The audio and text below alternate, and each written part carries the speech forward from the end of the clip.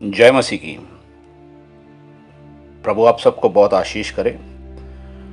आइए आज हम परमेश्वर से, उसके आत्मा से हम कुछ सीखेंगे कि हम परमेश्वर पे कैसे भरोसा कर सकते हैं। जी हाँ, बिल्कुल सही सुना आपने।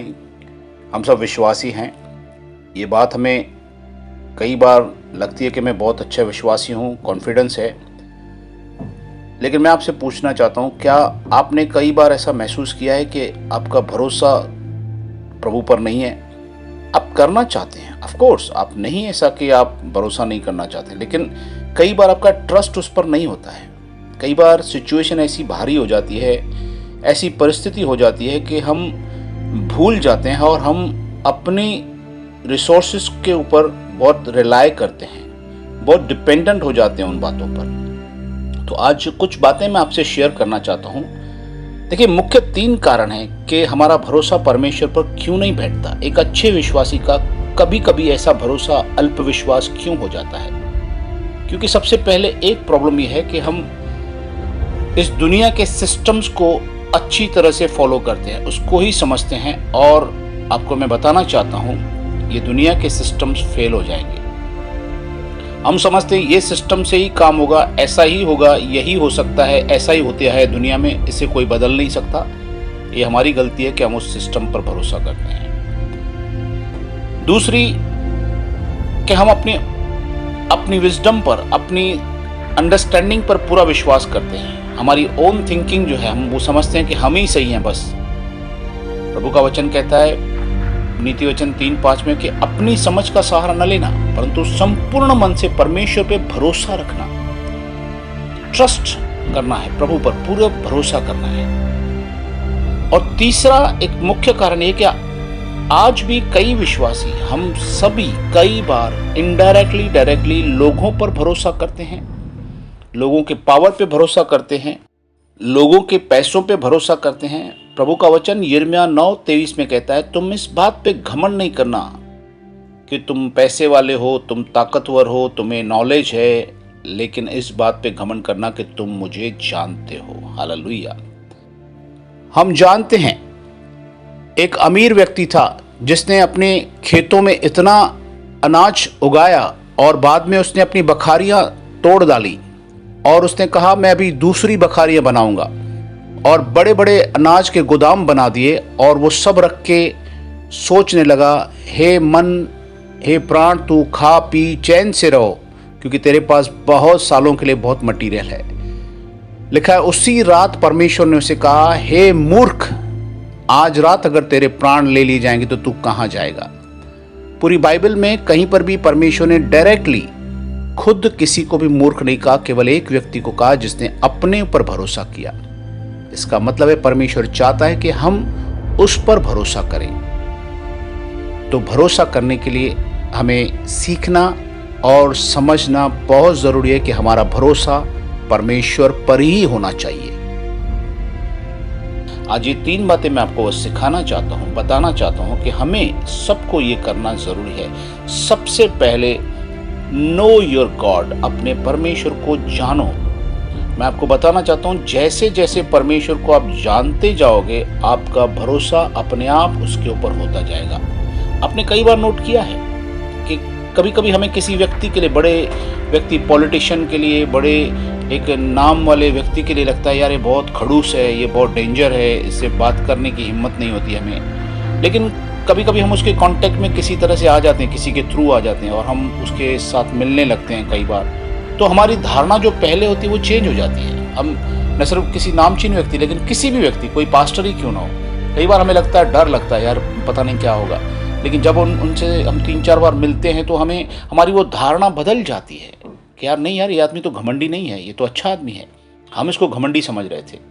तो ये चीज़ें मुझे एक बार बोला था एक पास्टर ने। मैं एक आश्रम में गया था, तो वहाँ पर जो अपंग लोग हैं जिनको संभाला जाता है, फिर उन्होंने ही खाना बनाया था। वो अपंग लोग ही खाना बनाते थे, वहाँ पे उनका कैंटीन था, तो उन्होंने हमें खाने के लिए बोला। मैंने 2-3 मील खाए, मुझे अच्छा लगा, दाल चावल बढ़िया बने थे वहाँ पे, मैंने खाए अच्छे से। तो जब निकल रहे थे तो पास्टर ने जब कार चालू की तो मुझे कहा तो साहब मैं एक बात आपसे कन्फेस करना चाहता हूँ कि मैं आपके बारे में ये सोचता था, वो देखिए पास्टर हैं, वो बोल रहे थे कि आपके लिए ऐसे मुझे लगता था कि आप बहुत घमंडी हैं, आप बड़े पैसे वाले हैं, आप अलग ही सोच रखते होंगे। लेकिन आज मैंने आपकी यहाँ पे हम्बलनेस देखी कि यहाँ पर आपने ऐसे लोगों के बीच में अच्छे से खाना खाया, उनसे अच्छे से मेल मिलाप रखा, तो मुझे लग रहा है मैं वो गलत सोच रहा था। तो देखिए कई बार लोग अपनी धारणा बना लेते हैं आपके लिए। ट्रस्ट इन गॉड, आप प्रभु को जानो तो आपका ट्रस्ट बढ़ेगा, और उसको जानने के लिए आपको उसके पास आना पड़ेगा, उससे निरंतर मिलना पड़ेगा, उसकी बातें सुननी पड़ेंगी, उससे बातें करनी पड़ेंगी, क्योंकि हमारा परमेश्वर ऐसा प्रभु है जो प्रॉमिस करके कभी भूलता नहीं। दूसरी एक इंपॉर्टेंट पॉइंट मैं आपको बताना चाहता हूं, अगर आप ट्रस्ट रखना चाहते हैं प्रभु पर, तो पहले जिन बातों पे आपका ट्रस्ट है, जिन लोगों पे आपका ट्रस्ट है, आपको वहां से हटना पड़ेगा, वहां से निकालना पड़ेगा आपका ट्रस्ट। लिटरली आपको कन्फेस करना पड़ेगा कि मैं इस बात में, इस लोगों पर ट्रस्ट नहीं करता हूं। बिल्कुल आपको उन लोगों से आपको ट्रस्ट हटाना पड़ेगा, क्योंकि मैं आपको एक और चीज़ बताऊं, हमारे परमेश्वर का एक स्वभाव है, वो जलन रखने वाला प्रभु है। अगर आप एक अच्छे विश्वासी हैं, आपने प्रभु पर बहुत भरोसा रखा है और आपने कई बार प्रभु को धन्यवाद किया है, तो वो आपसे बहुत प्यार करता है ऑलरेडी, वो जलन रखता है। अगर आप उसको छोड़कर किसी और चीज़ों पर, लोगों पर भरोसा करोगे, तो वो खुद भी आपके मार्गों को कई बार सीधा नहीं होने देगा। तीसरी पॉइंट है, परमेश्वर से प्रार्थना करो, उसी से हेल्प मांगो कि प्रभु मैं आप पर भरोसा करना चाहता हूँ, मैं आप पर ट्रस्ट करना चाहता हूँ, मेरे लिए रास्ता खोलिए, मेरी मदद कीजिए। खुदावंत रास्ता खोलेगा, उसे पता है आपके लिए क्या करना, बट यू मस्ट प्रे, आपको प्रार्थना करनी और धन्यवाद करना है। देखिए हम हमेशा अच्छी बातों के लिए धन्यवाद करते हैं, पहाड़ों पर हम धन्यवाद करते हैं, लेकिन भजन संहिता 23:4 में लिखा हुआ है, चाहे मैं घोर अंधकार की तराई से क्यों न चलूं, तो भी मैं तुझ पर भरोसा रखूंगा। हम तराई में हैं तो भी धन्यवाद करें कि मेरा प्रभु मुझे छोड़ेगा नहीं, वो वहां पर भी मेरे साथ है, वो कभी मुझे डूबने नहीं देगा, नाश नहीं होने देगा।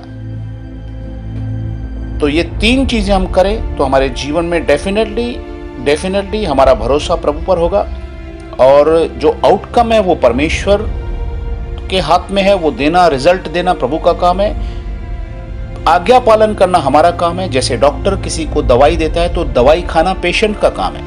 अगर वो दवाई नहीं खाएगा, अगर हम ओबीडियंट नहीं होंगे, अगर हम आज्ञा पालन नहीं करेंगे, तो फिर हम आउटकम, हम उसके रिजल्ट को नहीं देख पाएंगे, फिर हमारा भरोसा कम हो जाएगा। दूसरी एक इंपॉर्टेंट चीज़ है, शैतान हमेशा आपको डिस्करेज करेगा, वो आपको हमेशा इतना रास्ता दिखाएगा कि यार तू इतना अभी लंबा जाना है तेरे को, लेकिन वो नहीं दिखाएगा कि आप कितना आगे आ चुके हो। आप पीछे देखो कितना आप आगे आ चुके हो, दौड़ के आए हो, आप कितना आगे निकल चुके हो, आप प्रभु में कितना आशीषित हो चुके हो, प्रभु ने आपको कितनी बार भरोसे में रखा है, कितनी बार प्रभु ने आपका भरोसा बढ़ाया है, कितनी बार उसने आपकी प्रार्थनाओं को सुना है। इसलिए आप डिस्करेज मत हो, आप आगे की ओर दौड़ो। पौलुस कहता है हम आगे की ओर दौड़ते जा रहे हैं, हमें दौड़ना है और ये कॉन्फिडेंस रखना है कि मैं इतना आगे दौड़ते आया हूं तो आगे भी प्रभु मुझे संभालेगा, मुझे दौड़ाएगा। ठीक है, आपको पता है छोटे सी आज्ञा पालन बड़े चमत्कार को करती है, बड़ी आज्ञा पालन नहीं, छोटी आज्ञा पालन भी बड़े बड़े चमत्कार को देती है। तो आप कॉन्फिडेंस रहिए, प्रभु आपको बहुत आशीष करेगा और वो आपको कभी छोड़ेगा नहीं। हम इस बात से वाकिफ हैं कि हमारे अब्राहम दादा ने उस परिस्थिति में विश्वास किया जब कोई भी चांस नहीं था कि उनको संतान होगी, परंतु जब परमेश्वर ने उसे कहा कि मैं तुम्हें जातियों का पिता बनाऊंगा, तो रोमियो 4:19 के आगे लिखा हुआ है कि अब्राहम जानते थे कि जिस बात की प्रतिज्ञा परमेश्वर ने की है वह उसे पूरा करने में सामर्थ्य है, सक्षम है, और यही विश्वास उनकी धार्मिकता कहलाया। परमेश्वर ने उन्हें अपना मित्र कहा। देखिए ऐसी परिस्थिति में भी उस परमेश्वर को जानकर, जब हम उसको जानते हैं और उसके प्रॉमिस को विश्वास करते हैं, जानते हैं कि जो विश्वास कर रहा है वो पूरा भी करेगा, तो ये हमारा ट्रस्ट और विश्वास को बढ़ाने वाली बात होती है। हालेलुया। एक फाइनल बात आपसे पूछना चाहता हूं, क्या आज तक आपने सभी बातें प्रभु के आगे रखी हैं? क्या सब कुछ आपने प्रभु से मांगा है? क्या सारे प्रॉब्लम प्रभु के चरणों में रखे हैं? नहीं होगा। मैं जानता हूं बहुत सारी बातें हम अपने पे भरोसा करते हैं, लोगों पर भरोसा करते हैं, सिचुएशन पे भरोसा करते हैं, सिस्टम को समझते हैं, यार यार ये काम तो होगा ही नहीं, पता नहीं इस दुनिया में ये काम होना ही नहीं, इस वजह से इस तरह से ये काम होगा। आप प्रभु पर भरोसा रखिए, प्रभु के चरणों में वो काम दीजिए। प्रभु आपके साथ है, जिसने इतने बार आपको भरोसा दिलाया है, जिसने इतनी बार आपको साथ दिया है, वो आगे भी आपको साथ देगा। प्रभु पर भरोसा रखिए, उसको जानिए, उसके करीब आइए, उसके प्रॉमिस पर विश्वास कीजिए, उससे प्रार्थना कीजिए और दूसरी चीज़ों को हटा दीजिए जिन पर आपका आज तक भरोसा रहा है। और तीसरी पॉइंट, उससे प्रार्थना कीजिए, वो आपके लिए मार्ग ज़रूर निकालेगा। प्रभु आपको बहुत बहुत आशीष करे। God bless you. हमारे लिए सबके लिए दुआ करें। God bless you.